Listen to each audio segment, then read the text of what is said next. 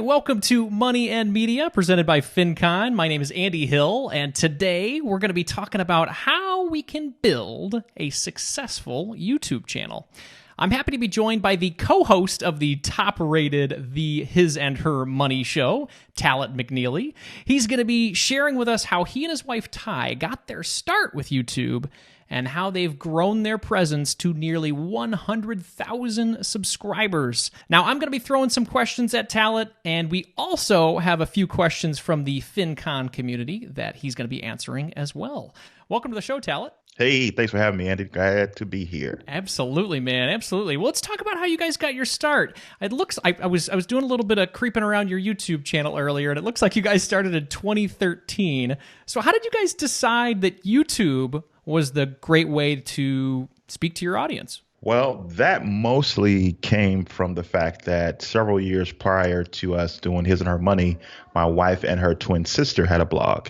And it was around the whole couponing craze. They were actually on the show Extreme Couponers. And so they had a blog and a YouTube channel. And, you know, I was in the background helping out that way. And it was a great way to communicate. I mean, it was just people were engaged, and that was people were falling more and more in love with video over reading 1,000, 2,000 word blog posts. And so when it came time, fast forward to the time where we began to talk, my wife and I, about doing something for us, it was just like a no-brainer. So like our blog and our YouTube channel started at the same time because we knew that some people prefer written and some people prefer video. And so we already had the camera from the previous endeavor. So we didn't have a bunch of fancy stuff to start with. I was using Windows Media Maker. You know, I didn't know what I was doing. I knew enough to get the videos there, and we knew that YouTube was super powerful. So we just said, well, let's just do both. That's great. So how did you guys decide the theme of your channel? It sounds like Ty was in the couponing world, and then you guys said, hey, His and Her Money. How did you decide His and Her Money?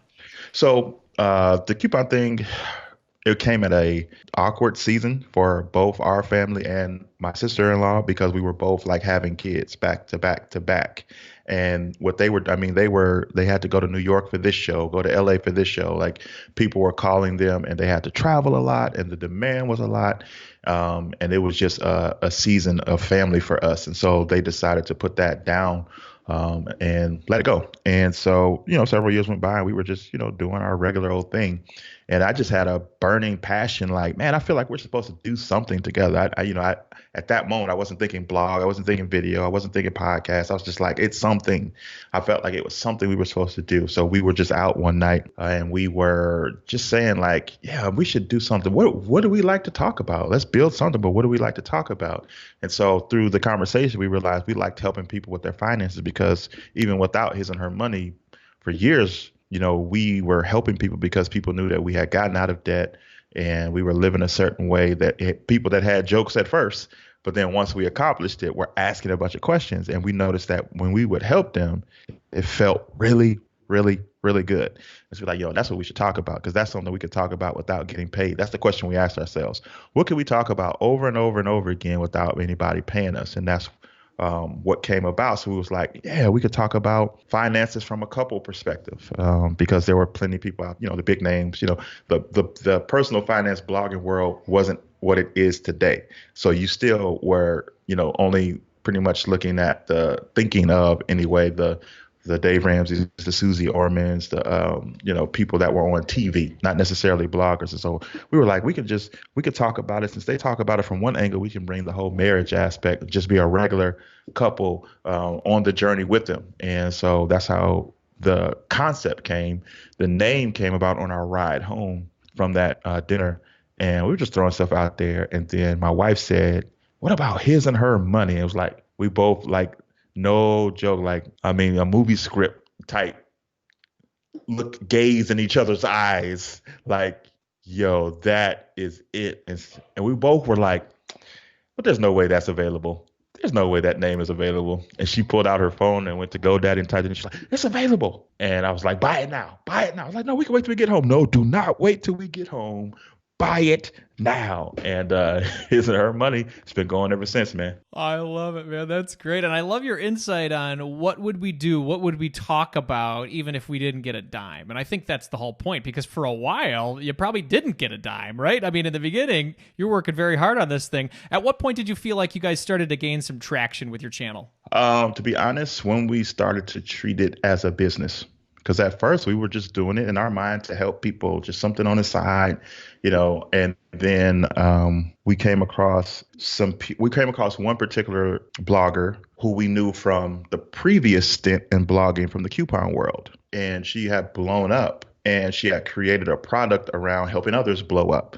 And so we were like, yo, because we saw where she started and we see where she is today. So clearly she had figured something out. And so we invested in a course that helps you kind of see your platform from a business, have that mindset and what to do.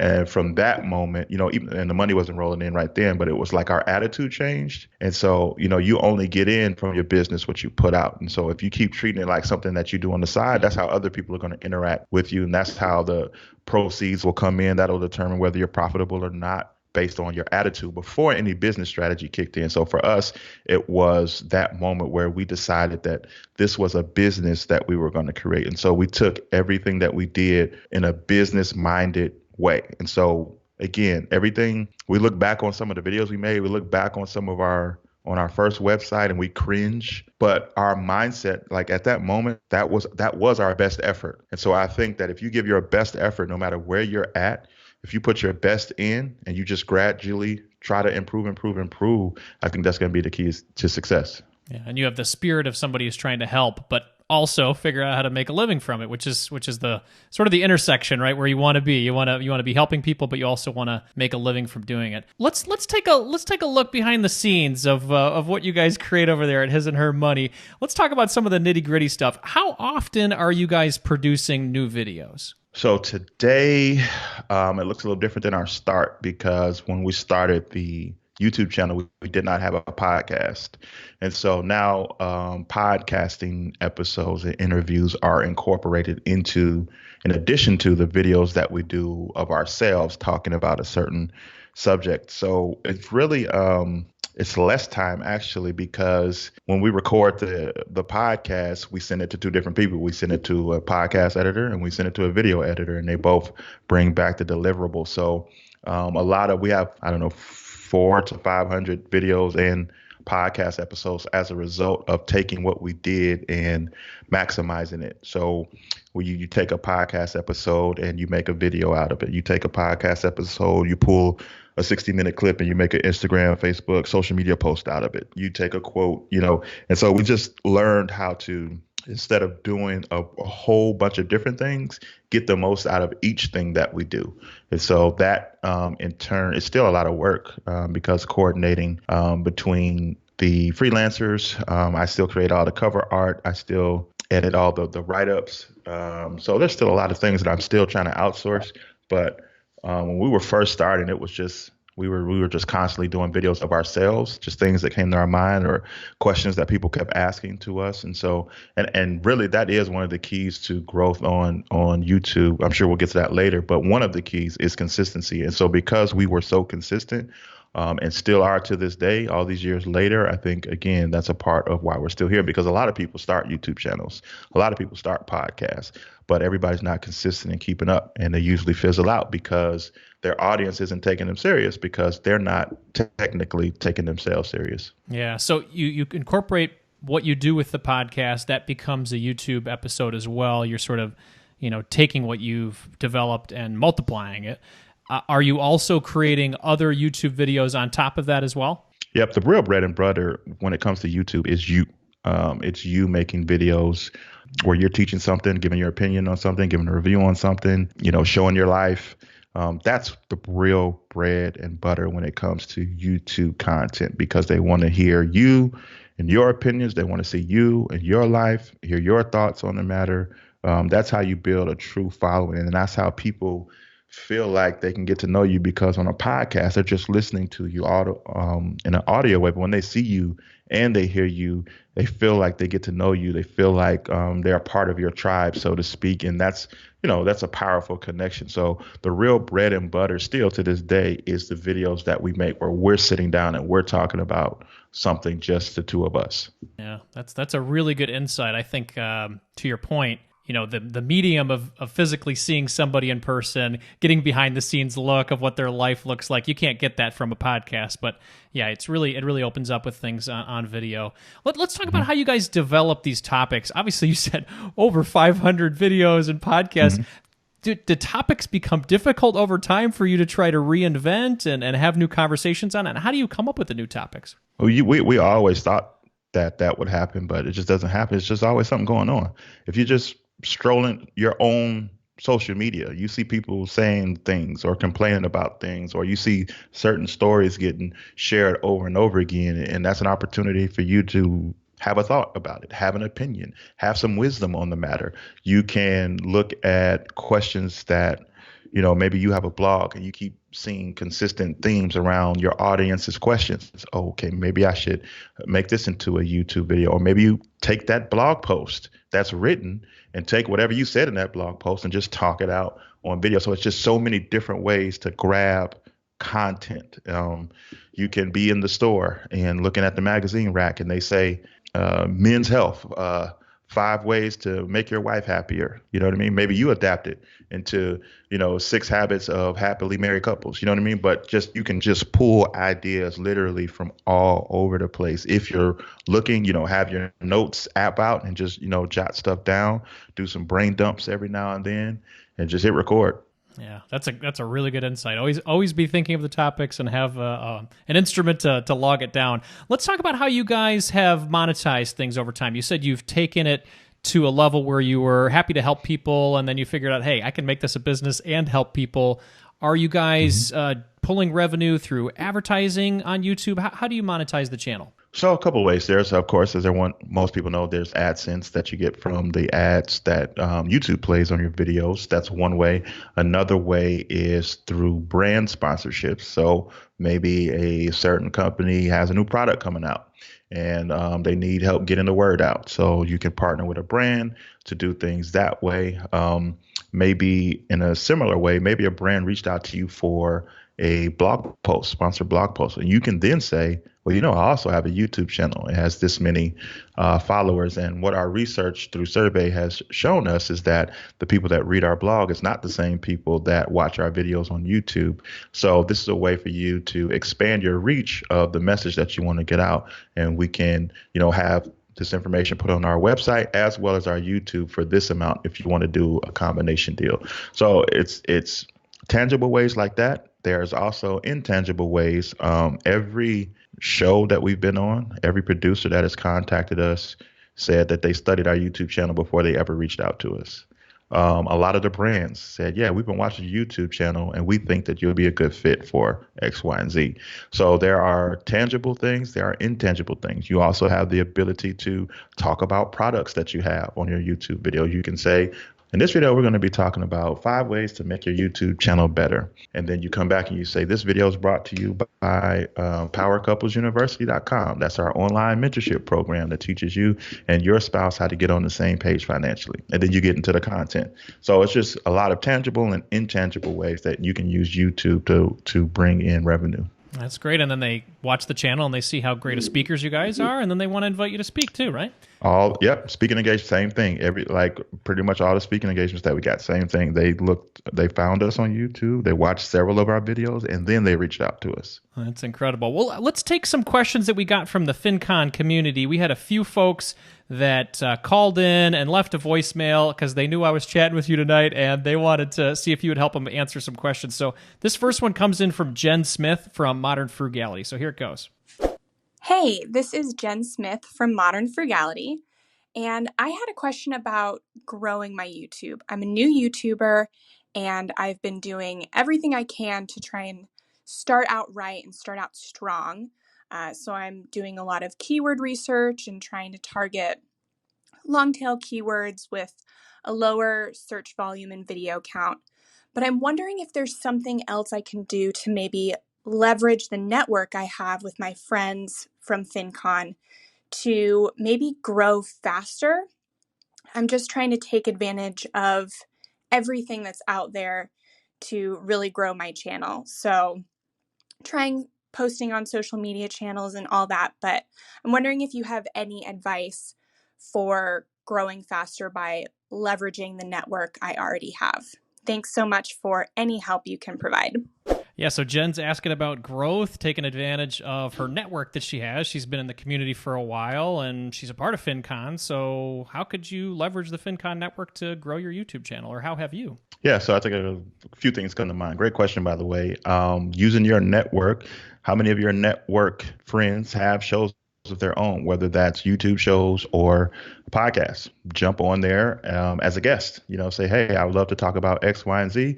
And when you're there, there's an opportunity there at the end. When they ask you, how can people stay in touch with you? You let them know, hey, I have this awesome YouTube channel where I talk about X, Y, and Z. So that's one way. On the reverse side, maybe you can have some of them as guests on your YouTube channel to do some interviews to where it's a topic maybe you're not the strongest in, but it's a topic that your audience wants to hear about, or it's a topic that in your keyword research you see that gets a lot of hits. And so you can bring on an expert that can help kind of unpack that topic and bring attention to your channel. Secondly, or thirdly, you can do collaborations to where you can do a challenge of some sort where other YouTubers in your network, they all do a challenge and they all say, hey, if you love this video, go check out Jen at such and such, and she's doing a video on X, Y, and Z that's related to the challenge. So in our beginning, we did a whole lot of collaborations with other YouTubers. They weren't necessarily all Finconers. Matter of fact, most of them weren't because we weren't in Fincon yet. But you can do collaborations with people that are like-minded. So maybe you're budget conscious. So maybe there's some other mom bloggers. Maybe they're not personal finance bloggers, or maybe they're mom bloggers and they're doing a challenge around X, Y, and Z, and you can be a part of the challenge that way. Yeah, I think that's a good insight, especially we love FinCon, but getting out of the network too can also help because that opens up a broader umbrella for you to grow. One question I had as a follow-up, you said if you're on a guest on the show and just say, hey, check me out on YouTube, knowing that you have both a podcast and a YouTube channel, how do you tell people to follow you after you're interviewed on a show?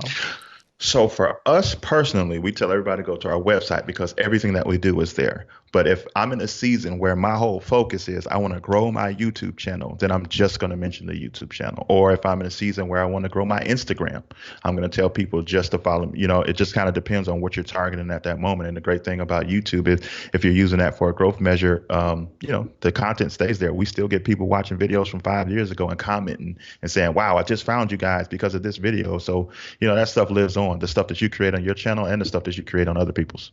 I think that's a really good insight. Yeah, I mean, that's a big difference between podcasting too. I guess I don't know this personally, but I would say that people aren't listening to my 2016 podcast episodes as much as they would be. They're gone. Exactly. They're gone, man. So take advantage of YouTube because it lives on, right? Okay, well, let's hear from Jacob Wade from iHeart Budgets. He's got a question for you as well.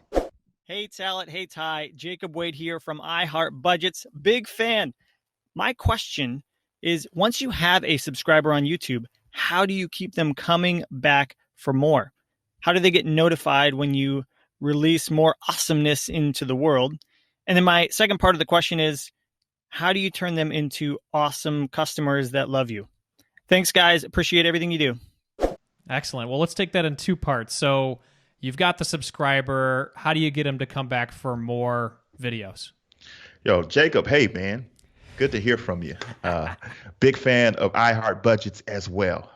So to answer the initial question, one of the things that we do, you are bound by the current algorithm formulation of the day when it comes to YouTube, right?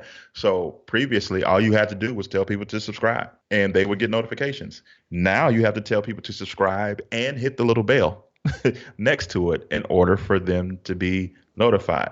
And we painstakingly have to say it because if they just hit subscribe, they will not be notified. They will have to just one day go into their subscriptions and see your video. And so we harp on that early and often. And if we're not verbally saying it, we have something that pops up on the screen and says, don't forget to subscribe. And what we have learned is to not just wait to the end of the video, because most people don't make it to the end of the video. If you look at your insights, you'll see how long people are staying. So you need to make sure that that message gets in that window to subscribe and hit the bell. Number two, especially early on in the game, especially when you're in build mode, reply to every comment. Every comment. Okay. Number three is to incorporate, and I think we know this if we've been in the game a while, and I know Jacob's been in the game for a while. We know this when it comes to blogging, to have some type of opt-in incentive, a pop-up, something to get people on your email list, but we don't take the same mindset to YouTube. If you want them to become a loyal follower of yours, have a opt-in for them. So if you're talking about the 5 ways to tighten up your budget, and you can say, don't worry, guys, I created a checklist for you. Go to iheartbudgets.com/checklist and download it. Now they're on your email list. Now they belong to you. Now you have more control over them notified. So like, even if you put a video out, and to go back to the first person, Jen, every time you put a video out, you need to email your email list. Hey, I just did this video on X, Y, and Z with a picture saying, watch now. You know what I mean? And so now you have 2 ways for them to be notified. Hopefully YouTube notifies them. But if they're on your email list, you can also send out an email to them to let them know that a new video is out about X, Y, and Z. And when they're on your email list, now you have opportunities to ask them, hey, what do you want to hear more about? Reply to this email with a financial budgeting challenge that you're having trouble with. And I'll see if I can make a video just dealing with that topic, something like that. Yeah, and I think that answers the second question too, because if you're able to provide something that is a takeaway or a freebie or a product even from your video on YouTube that brings them over to your email list, then they're in your universe there and you can speak to them a little more easily, I guess, right? And you're adding value to their lives. And anybody that adds value to my life, I remember. Yeah. Absolutely. Absolutely. Well, let's jump to Wendy Mays from House of Fi. She's got a channel that she's building as well, and she's got a question for you. Hey, Andy. It's Wendy from over at the House of Fi. I have a question for Talaat and Ty about growing a YouTube channel. I recently started my YouTube channel, and I'm really enjoying it, and I really want to focus and make it grow. But my question is about managing multiple platforms and what their suggestion would be for doing that, especially when you're small and maybe don't have the resources to outsource very much. Would you go all in on the one platform like YouTube and put the others on the back burner? Or would you, try and manage both at the same time? The 2 areas I'm trying to manage right now are the YouTube and the blog, but then I also have to do all of the social media to support both of those things, and it gets to be a lot. And so I'm just wondering if they have any suggestions or how they manage multiple platforms at the same time, and be parents and do all the things that we have to do in life as well at the same time. Thanks, everybody. I appreciate it. Bye. Awesome. So yeah, Wendy is in a similar position as you and I. We got young children at home, and we're balancing the blog, the podcast, YouTube. You and I talked about it a little bit as, trying to take that content and multiplying it. But do you have any other suggestions for Wendy as she's writing this line? Yeah, so I'll answer the first part. Hey, Wendy, by the way, love House of Fi, big fans. I'll take the first half of that question, and you should do it all. I know that may not be what you want to hear, but this, from my opinion, it's the truth. Again, and I'll go back to what I stated earlier. We did our research. And the people that watch us on YouTube are not the people that listen to us via podcast, who are also not the people who read our articles. They are not the same people, no matter how hard we try to cross promote. Someone finds us, that's where they consume us. That's just what our research has shown. So how do you manage it all? You have to remember why you're doing it often. Sometimes you have to remind yourself. Sometimes you'll get an email or a comment on a video or a comment on social media that will remind you. Somebody will say, man, this was exactly what I needed. Thank you so much. And that fuels you. But sometimes you're going to have to remind yourself. Even to this day, that's the case for us. You're a lawyer, Wendy. You're a lawyer. So it's going to come down to having everything lined up, nice and neat, organized content. You put on your calendar, this is social media post day or I'm gonna block out an hour to create social media posts on Hootsuite or some other platform that I can schedule out for the entire week. I'm gonna write my emails for the videos that I release for the entire week. I'll set another hour for that. It's really just gonna come down to planning proactively. You're gonna have to get out of reactive mode. Oh, I put a video out. Now let me write the email. Now let me create the social media post. Now let me go to Canva, create graphics. Try to do things proactively and schedule it because you guys got a big family. You have other responsibilities.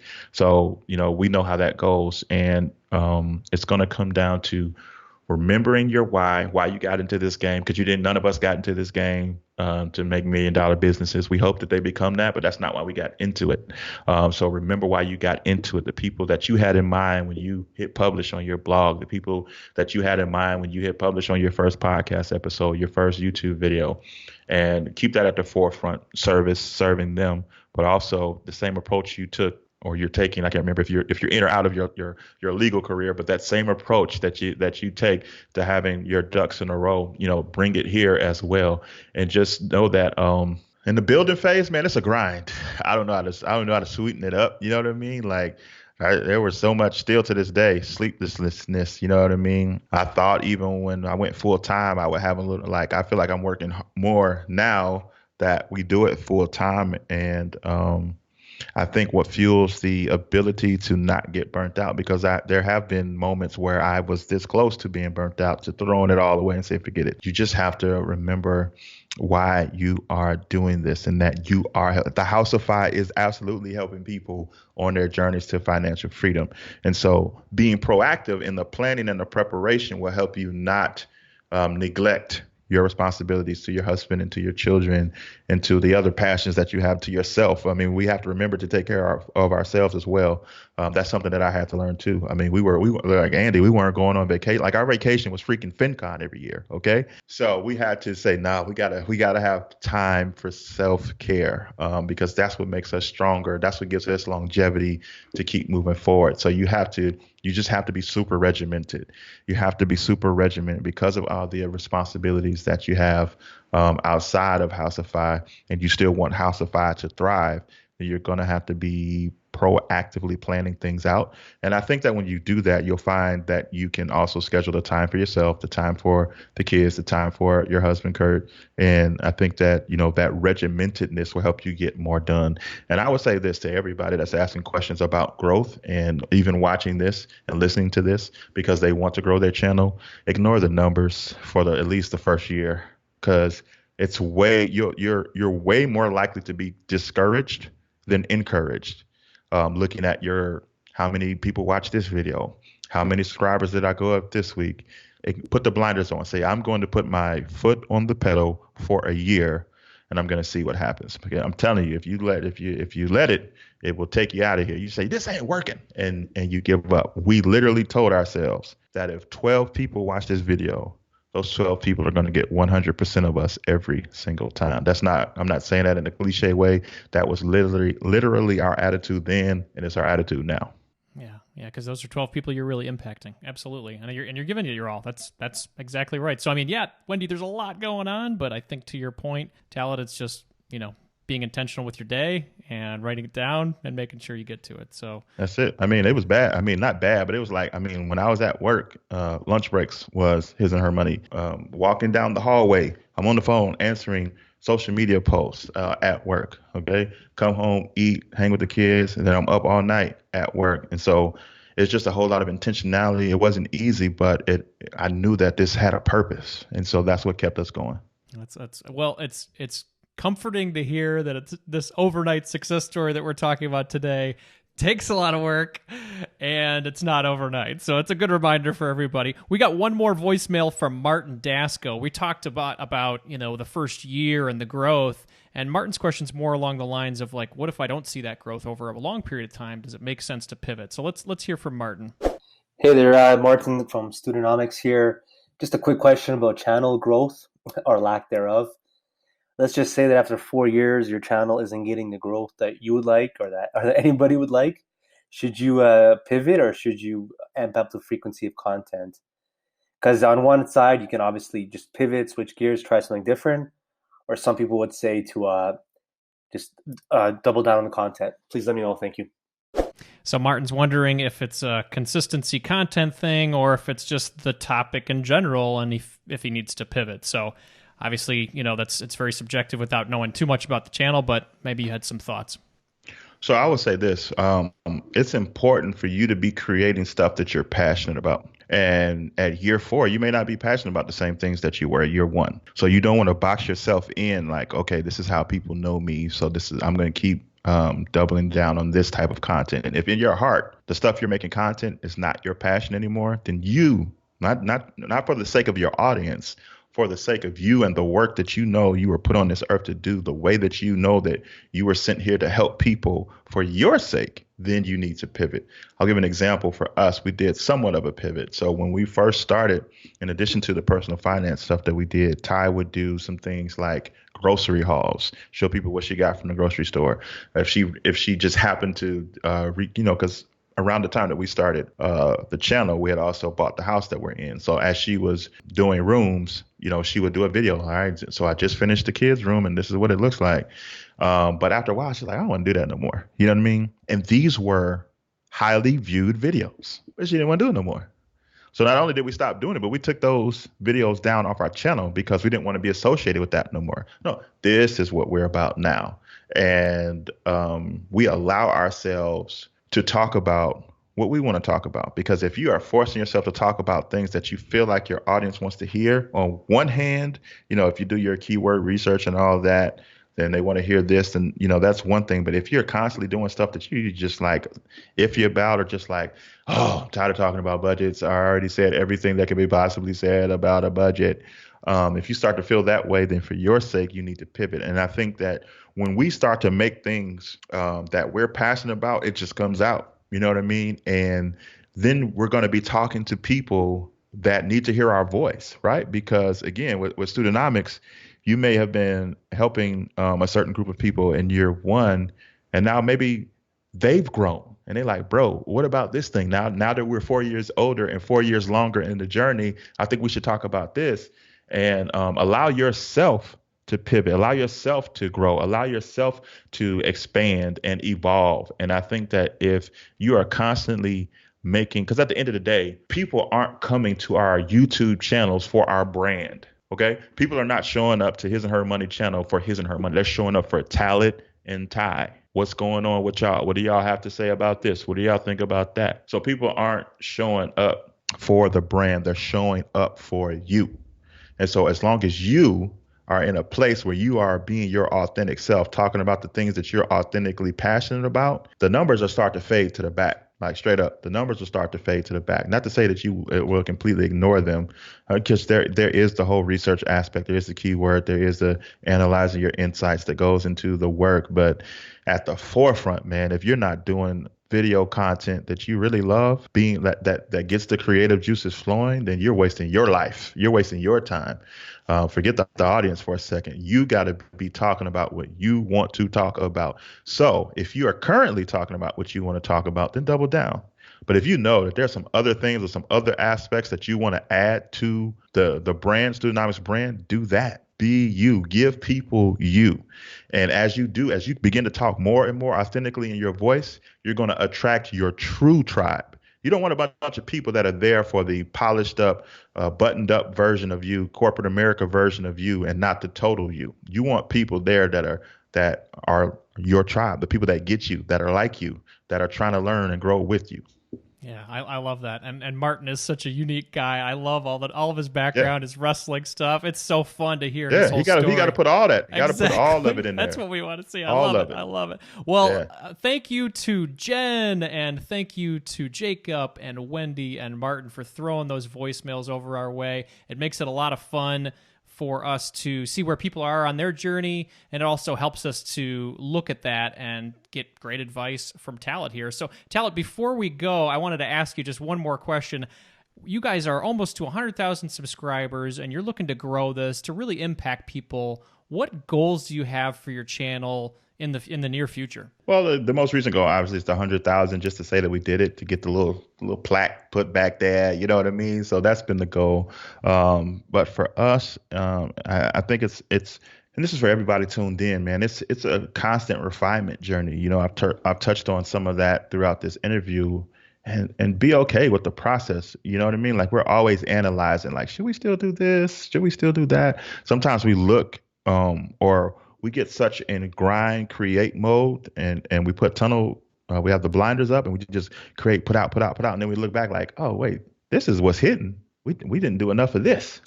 And so it's a combination of just being okay with, like, just know that you're on a journey. Like, you're not going to arrive. I mean, even some of the biggest, when we're not even by far the biggest channels in our space, you know what I mean? There's several channels way huger than us.